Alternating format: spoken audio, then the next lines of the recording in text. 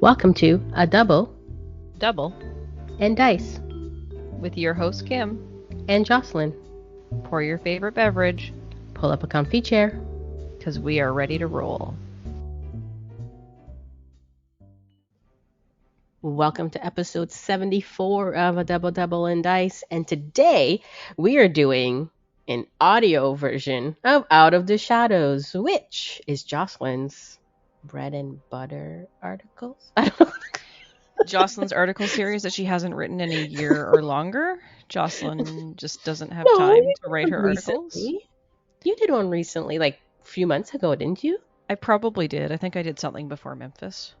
But I don't specifically remember. It was supposed to be a bi-weekly series, friends, so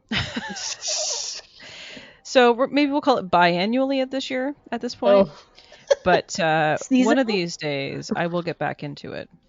One of these days. So anyway, but in the meantime, we decided to do an audio episode highlighting a couple of cards that we think are perhaps underrated or not being used. But before we do that, Kim, I think we need a tournament report for Dice Masters versus Cancer. Yes, which happened on Saturday, November 19th, which the day of this recording was last week, Saturday. That's right. And you played Dice Masters all day. I did play while Dice Rob and I Masters all were day. visiting Montreal. Yes, for bagels that you never got. We forgot to buy the bagels. I guess we just have to go back.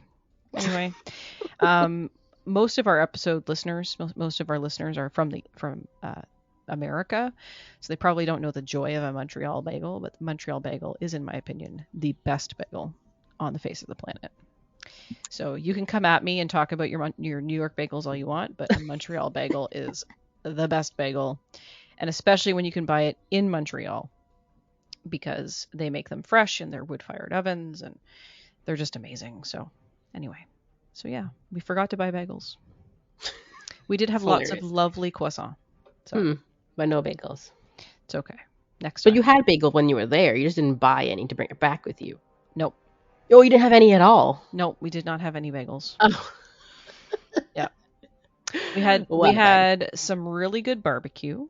So we had really good barbecue. We had some excellent Mexican. We found like a local Mexican place, like a little small place run by people that are Spanish and French and live in Montreal, and it's more of like a local place, like a place that doesn't even have English on the menus, so you're out of the tourist area. Yeah. So they was fantastic. Really good Mexican. Yeah, it was good. Nice. Mm-hmm. Cool. But no bagels. But lots of croissant. And next time you go then, and I'm gonna have to request bringing me back some bagels. Yeah, I mean, we were supposed to bring back bagels. It was one of the plans. On Sunday before we left, we were going to go get bagels, but instead we went and got really good coffee. No, we didn't get any HeroClix. We didn't get any HeroClix. We didn't get any Dice Masters, but we got really good coffee at our favorite little coffee shop down by the Notre Dame Basilica on Sunday morning, timed conveniently between the early mass and the late mass so that it wasn't super busy at the church area. So we were able to get a really nice coffee, and then we hit the road. Completely forgot about bagels until we got home. So because you enjoyed your coffee so good. It was really good. We got chocolate croissant to go with it, and you're making me hungry. I'm like hungry right now.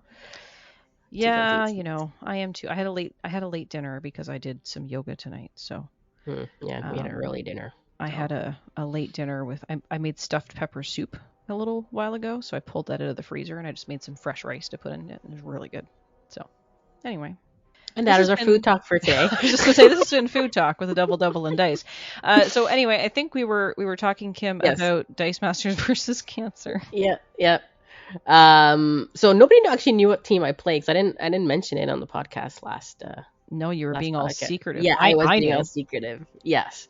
I'll give a quick rundown. So my team was pretty much to get the most tickets that I can. So some of the that part you shared. Yeah, some of the achievements 4 and under, which I did. No rares, no super rares, so none of that was on my team.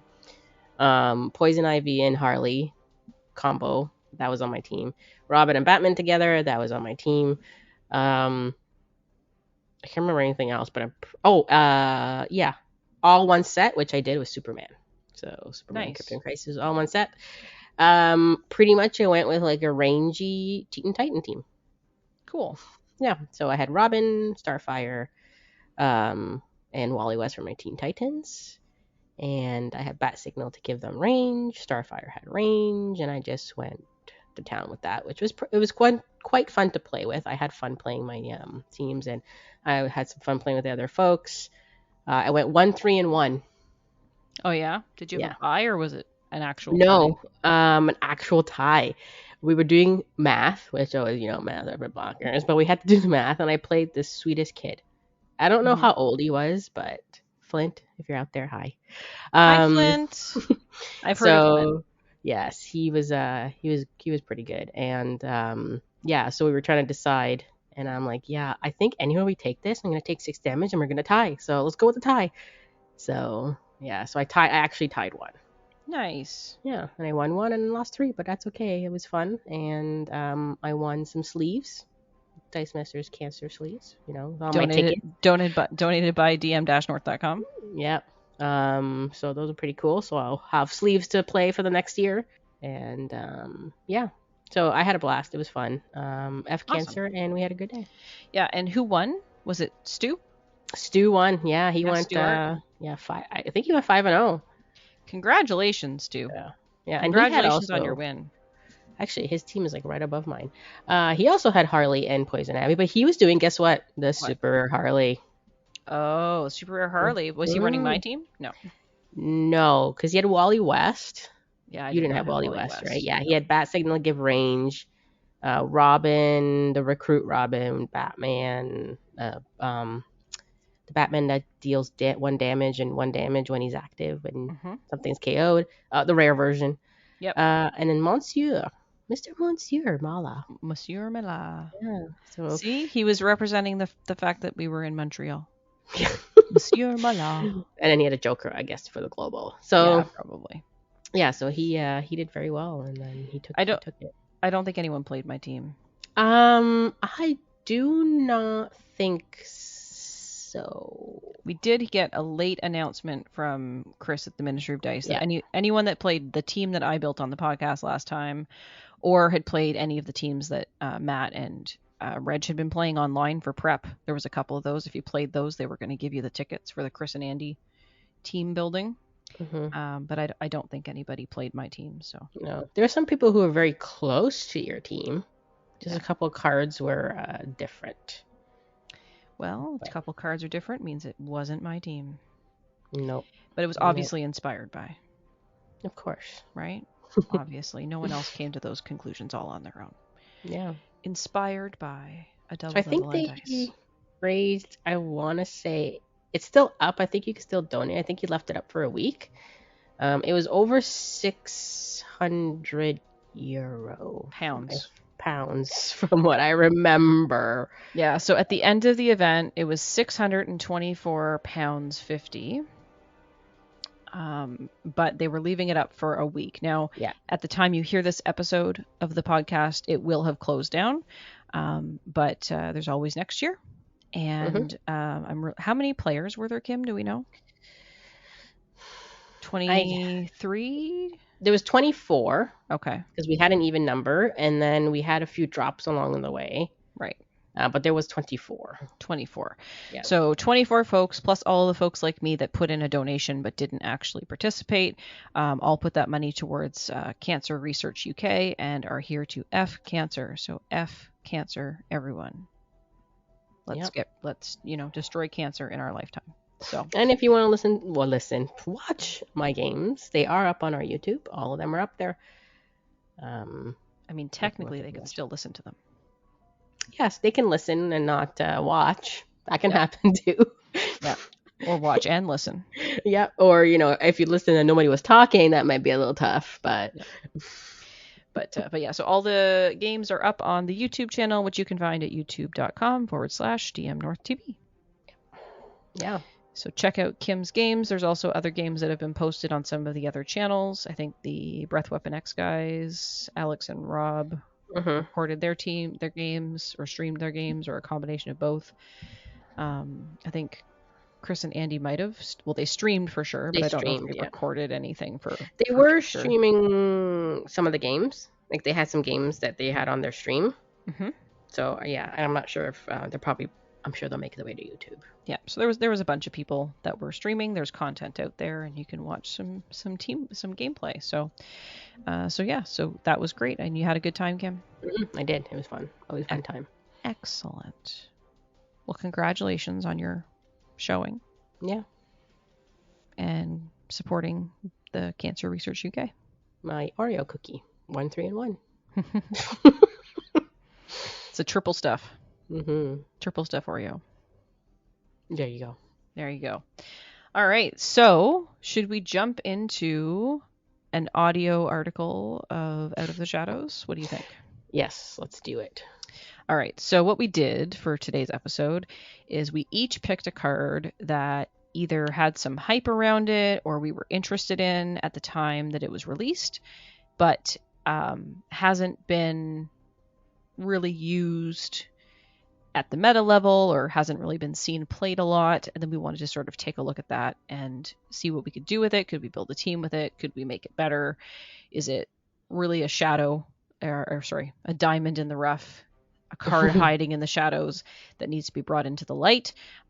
Or is it just maybe not quite there yet? So that was kind of the concept. So Kim, do we want to start with my card or with your card? Doesn't matter.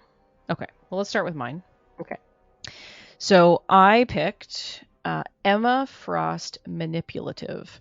So Emma Frost is a uncommon card from the Dark Phoenix Saga, and she reads, while Emma Frost is active at the start of your opponent's attack step, reroll target character die they control. So when this one was spoiled, there was a lot of chatter around it, like, wow. Like at the start of the attack step, it's like a new phase, right? Mm-hmm. It's before the attack step happens. The opponent hasn't even declared attackers yet. They've just said, we're going to attack. And then you get to say, re-roll that die. And then... Yeah, don't make the mistake of saying it and not attacking. Exactly. So first off, there's a couple of, let's call it challenges with this particular card. The first one is while she's active. That means she needs to stay active. So I think what we all know that there's a lot of force attack in this meta. Mm-hmm. So it's a great way to remove pieces as you force them to attack. There's no force block in this meta, but it is a thing. So that's one of the challenges, keeping her active, right? The second is your opponent could just choose not to attack. Now, we know that if you don't attack, then you will eventually lose the game. There are very few teams that can win without attacking at some point. There's some, obviously, direct damage teams, but generally, your opponent is going to want to attack at some point. And if she's active, then they're kind of stuck, right? As soon as they decide they want to attack and they declare an attack, then you get that window to re-roll something. And then there was a ruling on her because there was a question about her ability, which I am going to pull out because I forgot to pull that up until I started talking. So while I'm doing that, Kim, do you want to talk about ways that we can make your opponent attack? I don't even know ways to make your opponent attack.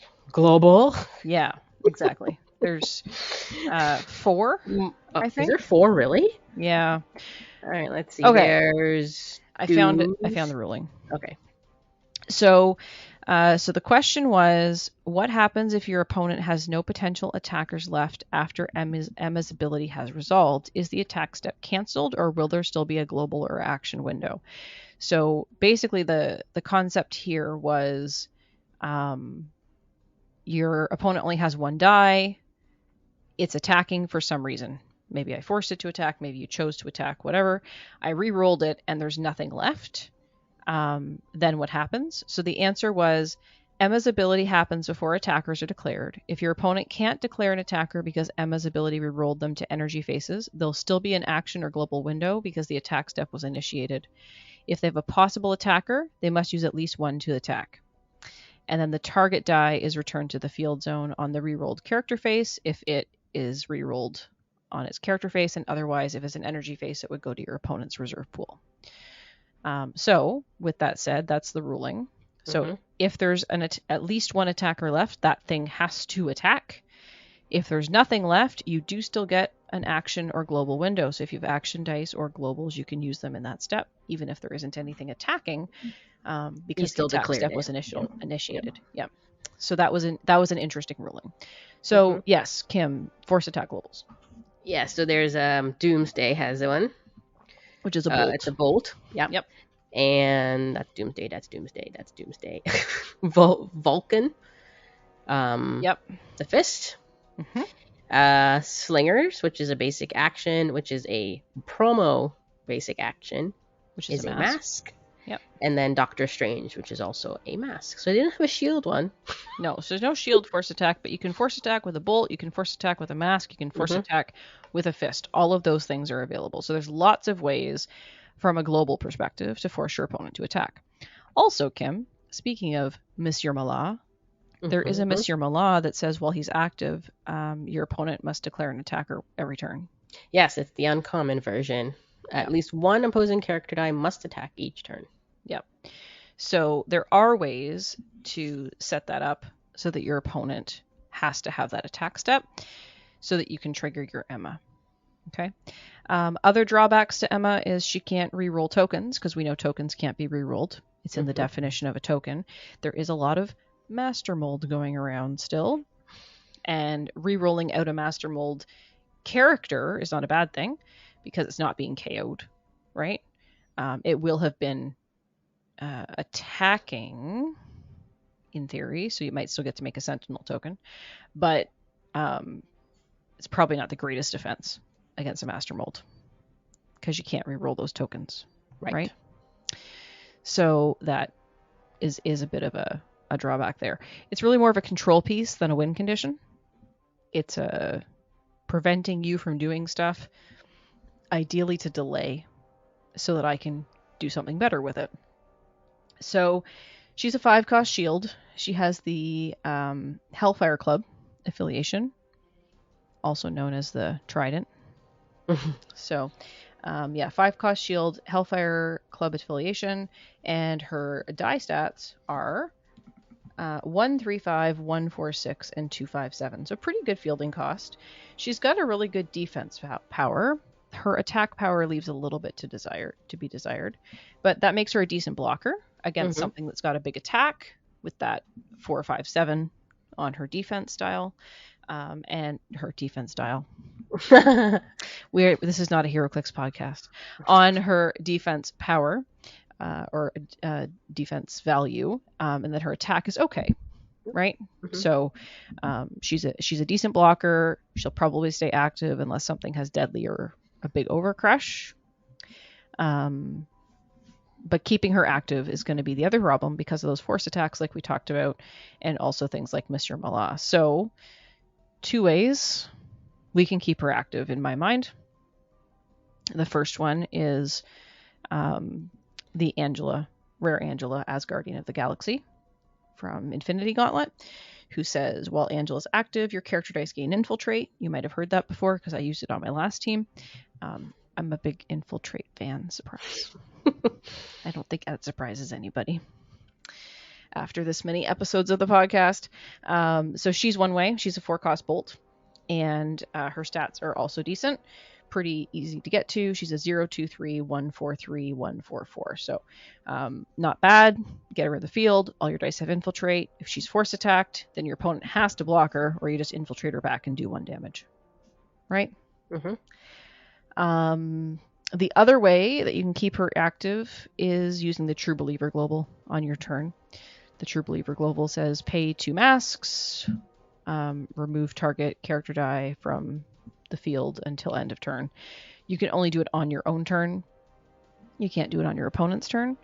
So if your opponent forces her to attack in the global window, then you True Believer her. But at that point she's no longer active, but that's fine. Her ability triggers on your opponent's turn. At the end of the turn, she comes back. She hasn't been force attacked. She still lives. She can do her effect on the next turn. Mm-hmm. So that's how you keep her active. Why she's cool, like we said, is because she's going to re-roll your opponent's stuff, get it out of the way, as long as you can keep her active. And I think those are not being able to keep her active without some additional support, and the fact that she in and of herself is not a win condition are perhaps the reasons why she hasn't been played a lot. What do you think, Kim? Yeah, the only way I would think that, also another way, and we don't have it in modern, if someone did force attack her and let her through, we don't have a global to swap her A and D, because then they would be punching like 7 if she was on her high, right? Yeah. To the face, but I don't think we have that in modern. No, and then coming up in Secret Wars, this is your spoiler alert warning. Okay. But if you haven't heard already, there is the return of the remove target attacking character die from a static field. Yeah, static field global. Target attacking character die is no longer attacking. So essentially, you pull the die back. It's going to be on the distraction card. It's been spoiled for months. If you haven't seen that yet, I'm sorry. But you said spoiler alert. I did say spoiler alert. I gave people a window. Yes. But it is an important global that's missing from the current meta. Mm-hmm. And once that comes back in Secret Wars, then that's another way to keep her active. If someone force attacks her, no problem. I just pull her back. Right? Yeah. The tricky part is, though, is I'm probably going to need to run a force attack with her because I need my opponent to attack in order for her ability to go off. I mean, I either run a force attack or I run Monsieur Malat, right? Yeah, yeah. I don't think there's a Toad right now. I think the Toad rotated out, but there was a Toad that did something. The current one? I would probably put Malat over the global because you're giving it to your opponent as well. That's right. Yeah. But, so that is something to consider, right? Whether you run one of the globals or you run Monsieur Malat to get that attack step running. Mm-hmm. He was a 3 cost, right? So he's not bad. Yeah. I think he was a 3 cost. So we have some control against opponents' attacking dice. And she's a 5 cost, so we're going to need to give her some support so that we can buy her for an affordable price. So immediately I go to the Dark Phoenix Global. Yep. So Dark Phoenix is going to make the team. I put the rare because she's sort of a backup win condition. There's a bit of a risk there, but it reads, when an opposing character die damages Dark Phoenix, she deals that much damage to each opponent. So if she attacks and you block her, whatever you do to her, she does back to you. If you attack and she blocks, then the same thing happens. And then she has the global. This is pay a bolt and KO one of your character dice. The next die you purchase this turn costs 2 less to a minimum of 1. So built-in reduction cost global to get you where you're going. I figured it would be good to have a prep global. So I went with Rare Wolverine Trainer. Mm-hmm. He's got a awaken ability that gives a sidekick deadly, but I'm not going to be awakening him, so I really don't care. I just want him for the fist global, which is pay a fist once per turn on your turn, prep a die from your bag. So that gives us a global to work with. And then I did have a force attack on the team, but I think you're right, Kim. It might be smarter to go with Mr. Malat, even if that means I need to buy 3 characters to make this work. But he has some good defense, doesn't he? Some good stats, so could help with blocking, if anything. Yeah, but blocking isn't going to win me the game, Kim. No, that's true. So I guess what my plan is here is just to re-roll my opponent's stuff until nothing's left. And then attack with everything? Maybe that's the plan? I don't know. It's not the greatest plan, let's be honest. But we'll see. So if we don't run the force attack and we run Monsieur Malat instead, I thought, okay, I'm potentially going to need...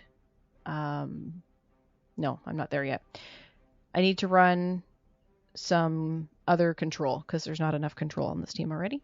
So I thought I would run Mr. Sinister Mutant Supremacist. And you're like, oh great, we get to field sidekicks. No, that's not this Mr. Sinister.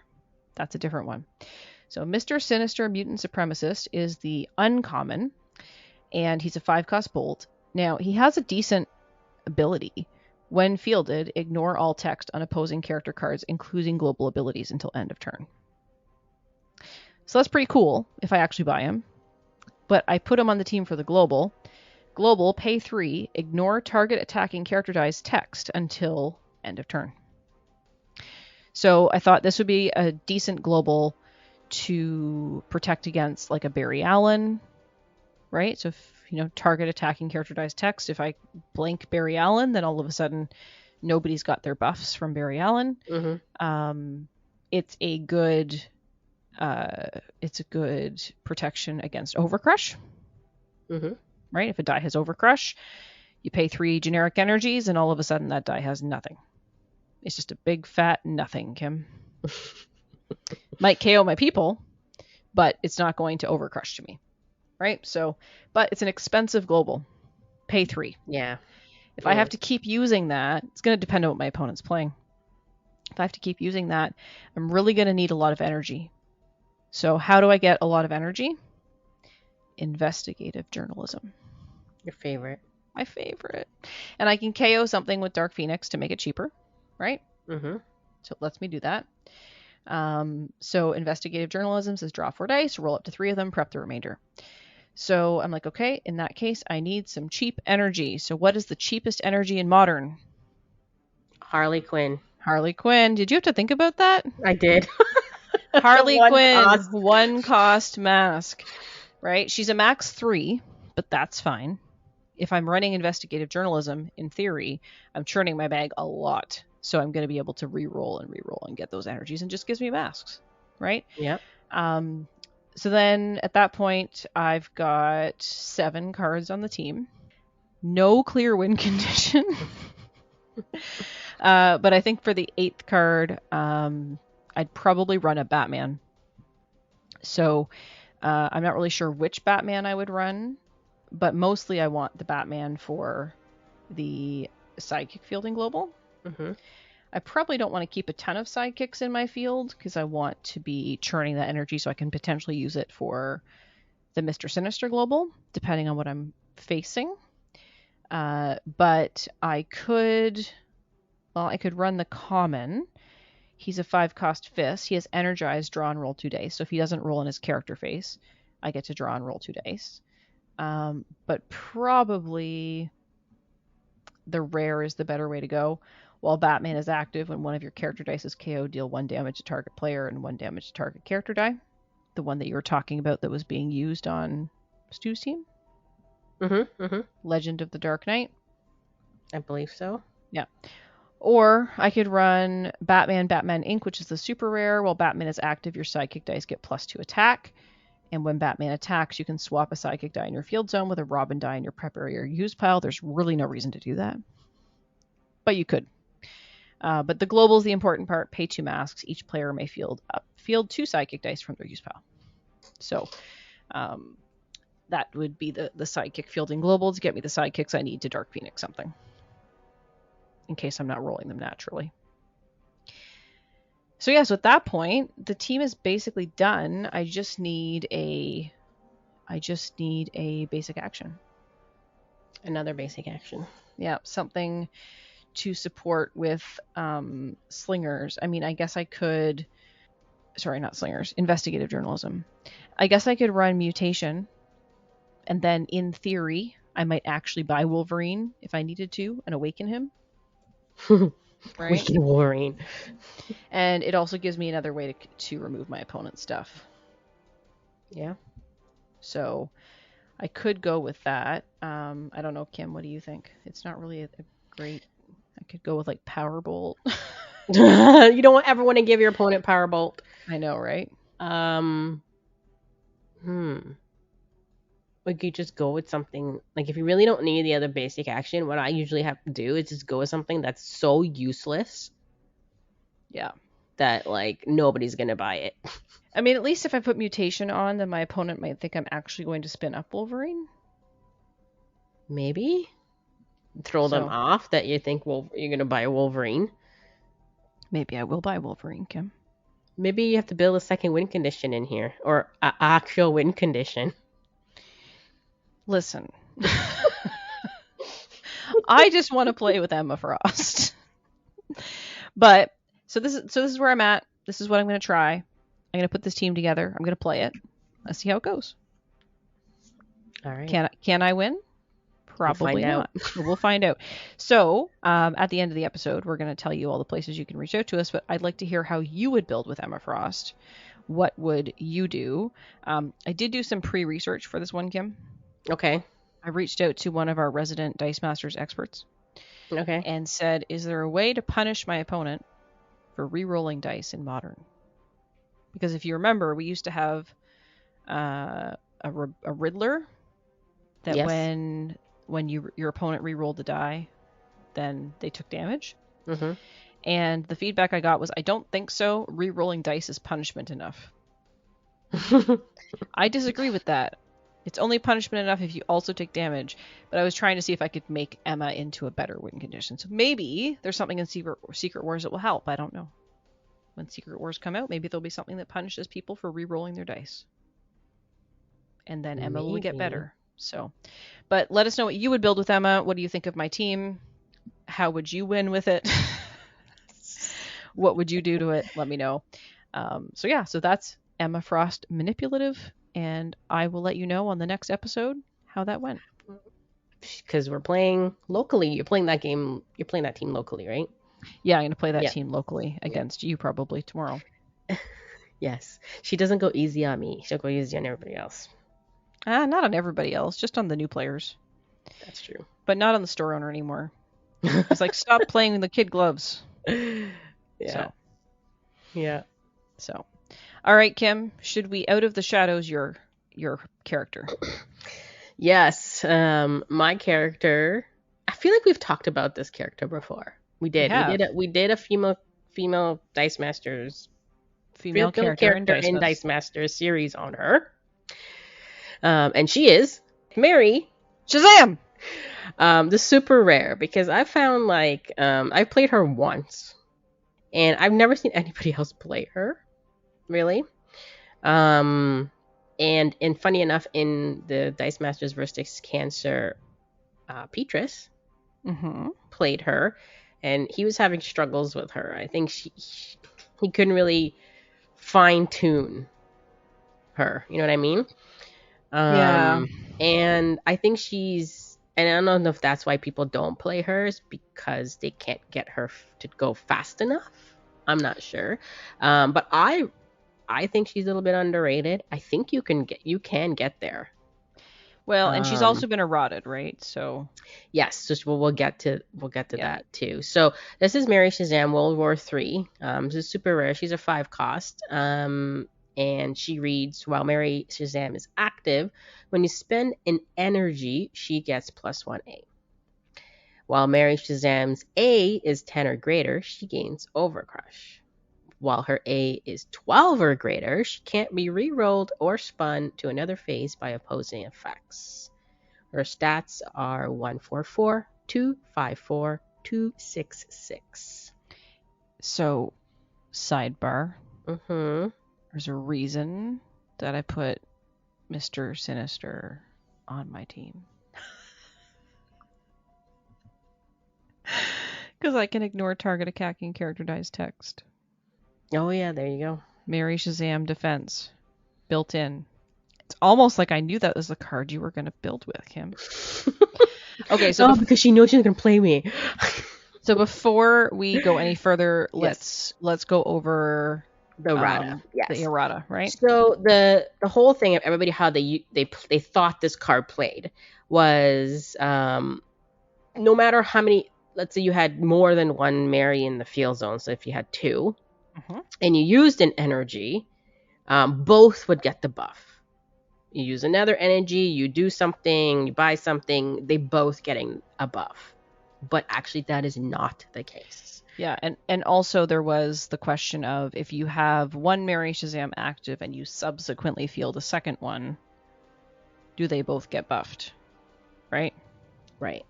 So that was the question. So, and that's how it reads. Yes, because it says she, I believe it says in there, right? While she is active. Yeah. So the general interpretation of that language was that all versions of her would get it, regardless of when that particular version of that die was fielded, right? Right. So the clarification says that is not how it works. Nope. They have it as well. Mary Shazam is active when you spend an energy. Target Mary Shazam character die gets +1A. That's right. So you would have to pick one of them and go to town with it, pretty much. Yeah. So you have to have a way to indicate which ones have which buff. Yeah. Which is not Yeah. complicated. We Nope. play dice games. We all have dice. Put some dice next to her. There Yeah. we go. +4, +6, +12, whatever. And away you go. Yeah. So that's the card I picked. So you really want to be, well, the whole thing is you need to spend energy really to get her up there. Mm-hmm. You get her on her high, which is a 6. It only costs you, you only need 4 energy to get her to 10. So first thing I thought about is, well, I should put a spin up on here and get her to that level. Mm-hmm. Unless I roll it that. But if not, spin up. I went with Orion, which has the global that pay a fist, spin target character die up a level. I can't remember. Supergirl is another one that has a spin up as well. Yes, she's also a fist. Yeah, she's also a fist. Okay, I was going to ask. I couldn't remember what she was. But I don't know. I always pick Orion because, heck, I like Orion.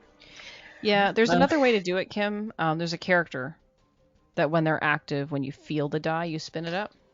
I thought so, but I couldn't find that character. And I thought it was Psylocke, but Psylocke is when fielded, spin up a target. Not active. No, there's one that was while active. I know because Chris from Ministry of Dice was playing it for a while. Because I tried to find that one. I said, okay, I'll put that one over the global, but I can't seem to find that card. Maybe you can look while Yeah, while you're talking, I'll do some research here. Some typing. Yeah. So for now, we have that spin up. So let's try to get her to level 3, and we probably want to ramp a lot as well because we want to be rolling as much dice as possible to do things. And I find with her too, you might need a lot of globals on your team. I found it, Kim. Oh, okay. Which one is it? It's Mary Shazam. Oh. Wisdom of Minerva. Oh, okay. A common. So while she's active, when you field a non-villain character die, spin it up 1 level. Okay, so we can't use that. So we can't use that. So you do have to use a global. Sorry. Yeah, so we'll use Orion to spin her up. So, and then I had, she's a 1/2/2, which is meh, to field. So I do have Robin on there. So pay a mass for the global. The first character you field this turn is free to field. So at least it's 1 less energy. Mm-hmm. It doesn't count towards her because she has to get fielded first. You won't get the buff from that. That's right. It's everything that happens after while she's active. Of course, to make her cheaper, she's a 5 cost, but heck, you just make her cheaper. I put Dark Phoenix on here. Of course you did. Of course I did. And it's a crutch, Kim. Dark Phoenix is a crutch. We both did it. Yeah. We need new ramp ways. So we have a spin up to get her to 6. That's 1 energy spent. So it's, I mean, I could buy things because buying is also spending energy to get her up there. Mm-hmm. You can prep, which I put Wolverine on the team. Yep. Because I have my actually slots fill for basic actions, and I'll get to that in a sec. Which Wolverine? Which one did I pick? I think I picked. It'd be either the rare or the super rare. I think I picked the super rare because it has regenerate, and what the heck, I'm never gonna buy it. So that's my prepping. I also put on here, so that's what 1, 2, 3, 4, 5 cards. Mm-hmm. To help her with some buff, and obviously this has to line out properly. And this is becoming my favorite basic action, and don't ask me why, I just like it. Is call to action. Call to action is a 3 cost, and it says target non-psychic character die gets 3A. Nice. So pretty cheap for 3A buff, and if you line it up properly and can get it, she's pretty much over 10. And without actually spending the energy, so that's a good way to do it. Yeah. I mean, it doesn't say that, it's when you spend it, she gets plus 1A, but you can still buff her. Yeah, absolutely you can. You just have to get her to that level to get her to the overcrush or the 12 where she can't be re-rolled or... Yep. So after the spinner, that's 1, prepping, that's another 1, 6, 7, 8, add 3, 9, 10, 11, right? Mm-hmm. Now I could put another global to pump, give plus 1A on a character. I think there's a character that does that. A few of them. It's not basic action, which can fill my slot. And let's say we go with who does it actually? That's a basic action. That's a basic action. Ooh, Drax is a double energy, which I don't know. Hulk. Hulk gives plus 1A with a fist. Yeah. And you get a lot of fist globals going on here. I know that's the problem. And then I was debating maybe putting on Black Dwarf, the global that spins down a psychic to any energy by paying 0. To a fist energy, not any energy. Oh, is it to a fist? Okay, so that one, yeah, it's specifically I missed the other one. You're thinking of Intellect Devourer, which is no longer modern.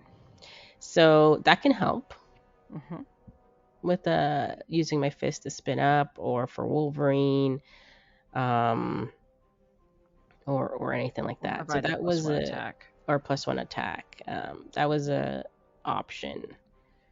So I could go with a Hulk, and the cheapest Hulk is a 5 cost, just in case, if you ever want to buy it.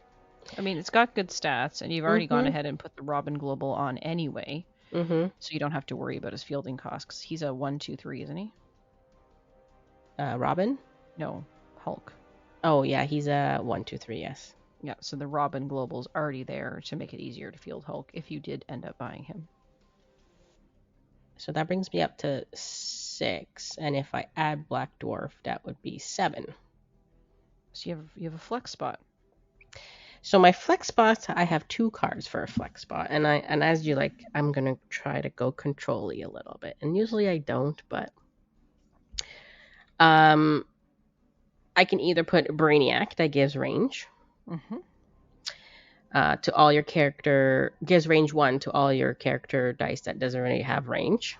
That's right. Because range doesn't stack, just so you guys know. Also has an energize effect, which you gain a life. Nice. Or I can do Anti-Monitor, the uncommon, which has Intimidate, and also when fielded, reroll target character die. Yeah, that's good control. 5 cost for that, right? That's also a 5 cost. So one of those, and I like them both. Well, they both work in different ways, right? Yeah. So range is really good, especially if you're going to be building like a big field. I think the thing with your Mary is you're probably not designing a big field here, right? You've got Mary. No. Mary's your main plan. Yeah. And maybe you'll end up rolling some sidekicks and fielding them, or maybe your opponent will bring you a Mr. Sinister Global, not the one that I'm bringing, but the one that lets you field sidekicks. Yeah. Or a Batman Global or something, right? So maybe there'll be something to help you with that. Yeah. But because you're not running a big field, you might be better to run the Anti-Monitor. Yeah. I mean, I can intimidate something big. And then re-roll something else. Yeah. So that might be an option. I've actually never played with that Anti-Monitor, so that might be interesting. Yeah, I usually only play with the common one. Yeah. The one that lets you KO stuff and your opponent has to KO stuff when it attacks. We'll go with that, and that will bring me to 8, plus my call to action and the other basic action. Now, if she's on her high, her defense is a 6. I was thinking Arch Nemesis for the global, which is pay a shield. Target character die has D equal to its A. So she might be a bit tough to KO. Yeah, that would be good because if she's got all that, she gets up to like a 12 attack or whatever. And she's a She's 12/6. Yeah, she's only got a 6 defense, but then she would have a 12 defense. That's a good call out, Kim. Yeah, so never used it actually. And then that will give her another buff. So I guess when you spend that one, she'll get the buff, but the D will equal the time of the buff before the buff, right? How would that work? So let's say she's a Probably. 12/6.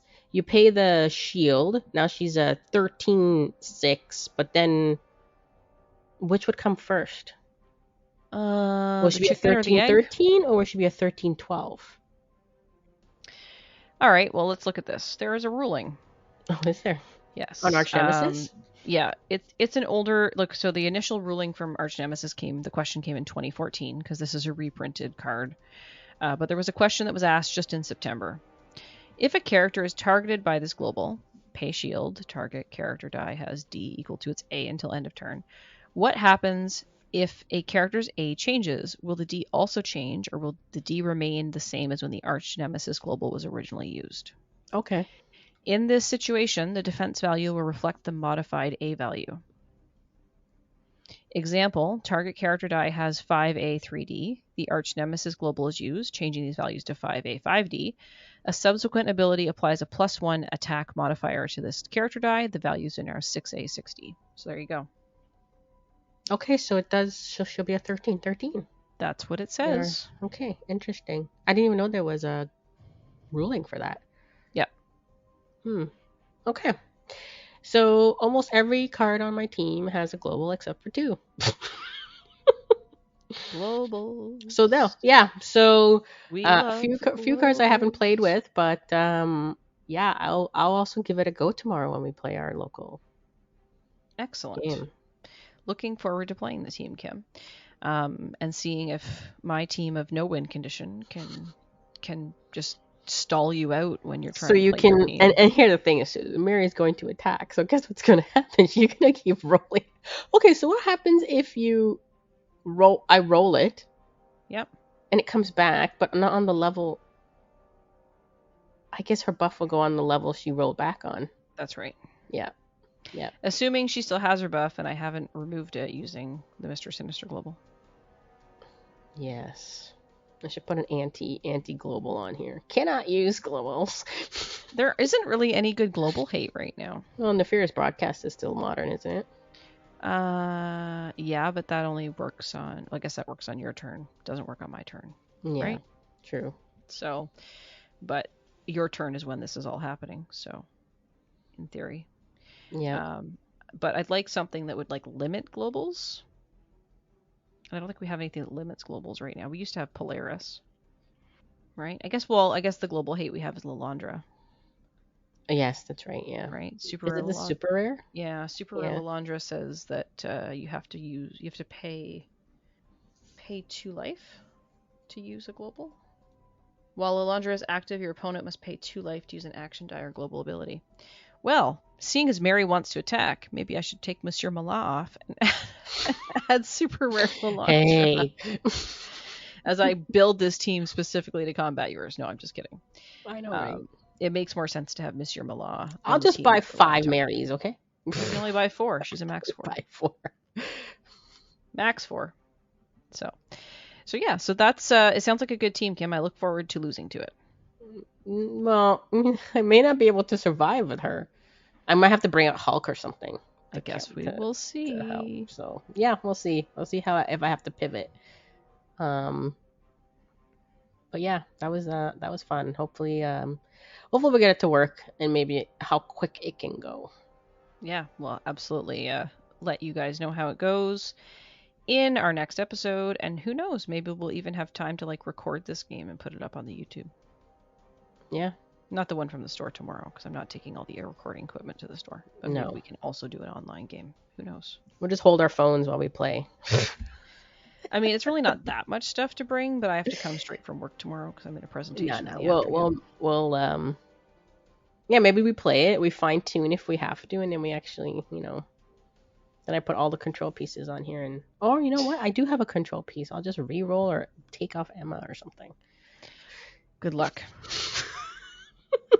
Hashtag good luck. All right, so should we move on to the dice bag, Kim? Yes. Okay. So in the dice bag, we had a little bit of feedback from everyone's fave hero, Donnie, on The YouTube. And Donnie said, I like listening to team building. I feel it sharpens my team building, even if it doesn't directly apply to the team I'm working on. I love theory crafting teams. Heart face emoji. He says, I don't think this team will do bad. Yes, it will be a reach to get the bigger guys. Hopefully you can grab an investigative journalism right off the bat. It should be good. And that's in response to my Dice Masters versus Cancer team that we built on episode 73. Yes. We also heard from a collector Rob, aka Rob from Breath Weapon X. And he says, another useful card for self-KOing is Truce, with the added bonus that you remove a couple of their blockers too. And Jackalope Spam, friend of the podcast Nick, said it's a cheaper action-based form of anti-monitor, except the opponent can do it too. So that is a good point. So Truce would have been a good opportunity to put on my team. Mm-hmm. And then I also heard by direct message, so that was all on our Discord, dmNorthTV Discord.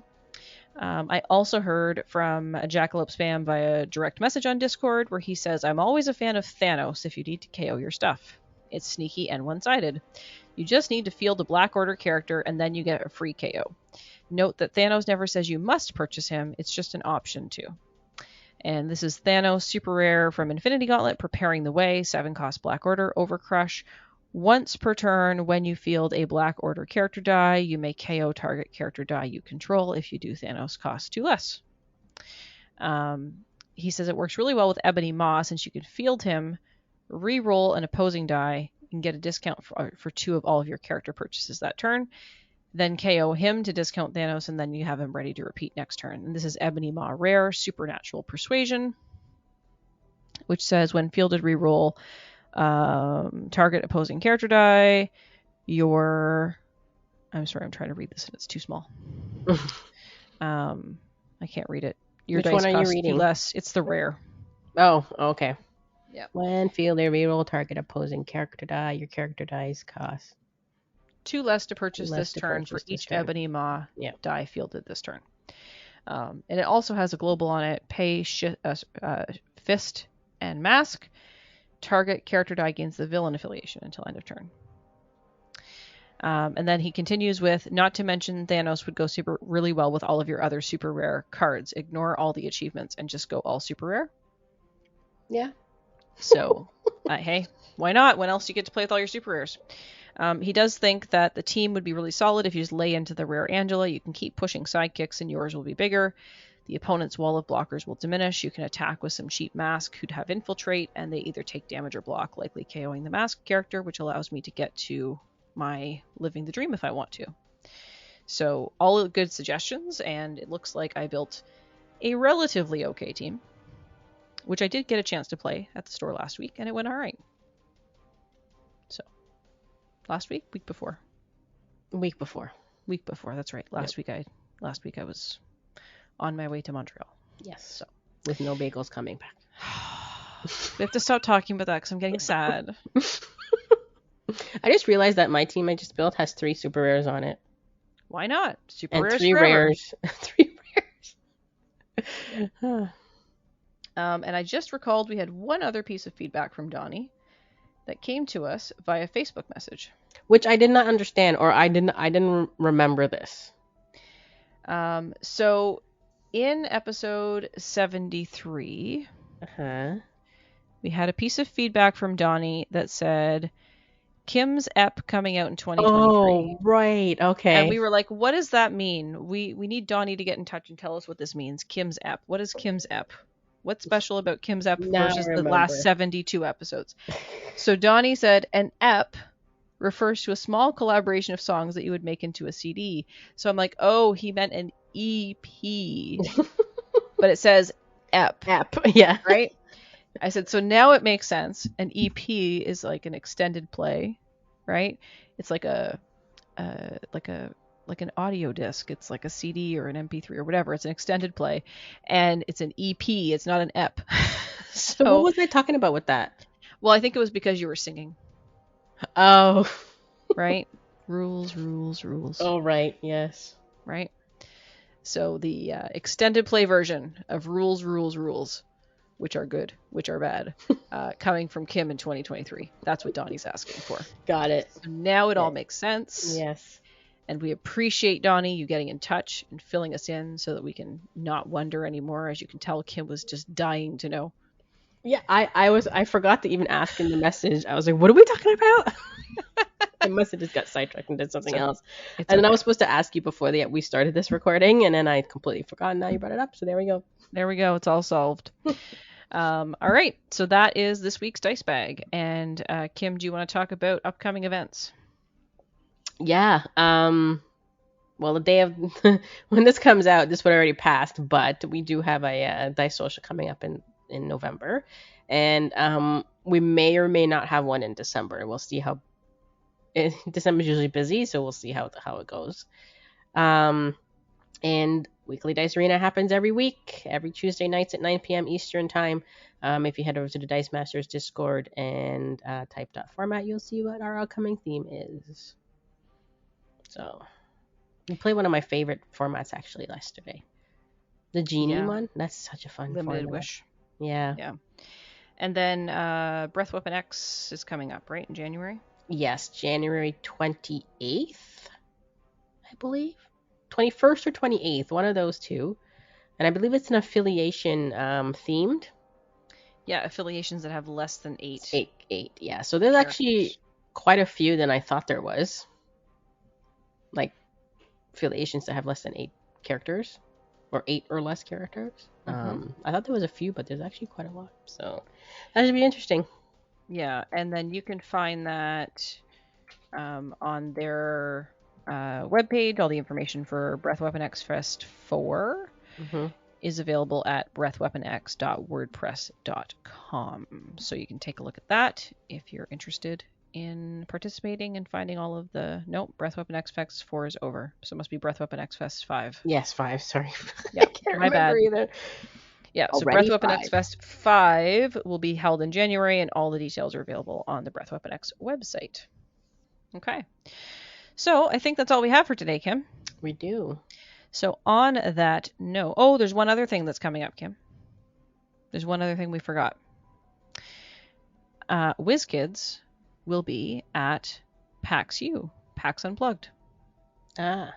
And there will be Dice Masters drafts, and there will be HeroClix events, and there will be D&D Onslaught Learn to Plays, as well as Learn to Play HeroClix and things like that. So if you happen to be heading to PAX Unplugged in Philadelphia, the dates are December 3rd through 5th.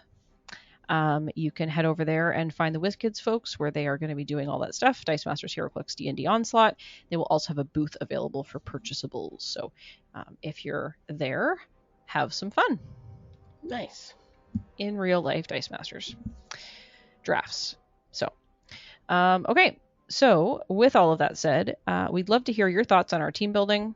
We'll put the team building links in the show notes. But we'd love to hear what you thought of our teams, what you would do differently, what you would do the same, any other thoughts that you have, any other cards you'd perhaps like to hear us feature, and perhaps team build with, any ideas that you've got, we'd love to hear them. So you can reach out to us in a whole slew of places.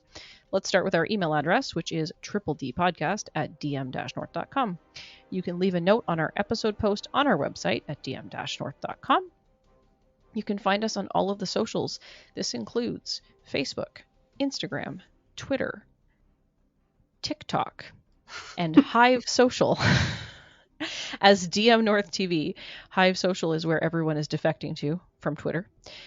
So we do have a Hive Social account, dmNorthTV. And you can find our live gameplay on youtube.com/dmNorthTV. And you can also find our live streams of Dice Masters and other games at twitch.tv/dmNorthTV. Don't forget to join our Discord channel, which is called dmNorthTV through Discord. And you can also at us on Discord. Kim is at SuperK and I am at JoceStitch, JoCE Stitch. So until next time, on a double and dice.